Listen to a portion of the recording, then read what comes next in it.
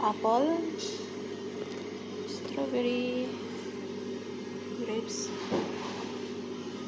and orange juice. Fresh also. Guys, maglalagay tayo ng apple ngayon na kinat ko ng pa-cube. Ayan na. Lalagyan natin lahat yung mga lagayan hanggang maubos natin ng lagay.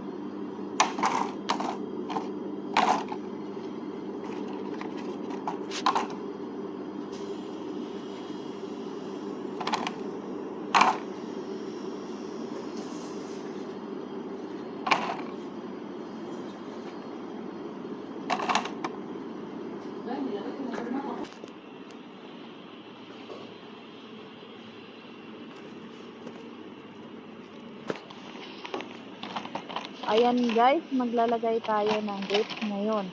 Ang grapes na naman yung ilalagay natin, parehong-pareho sa ginawa natin sa apple.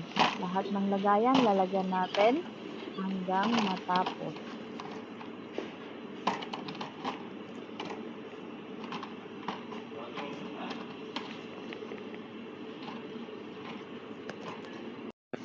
Ngayon guys, maglalagay tayo ng strawberry. Katulad ng ginagawa natin sa apple at sa grapes. Ayan, lalagyan natin lahat hanggang matapos.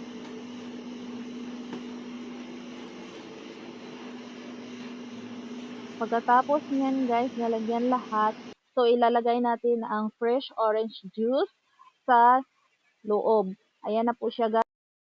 Ayan na po siya guys. Nakikita na ninyo. Thank you for watching.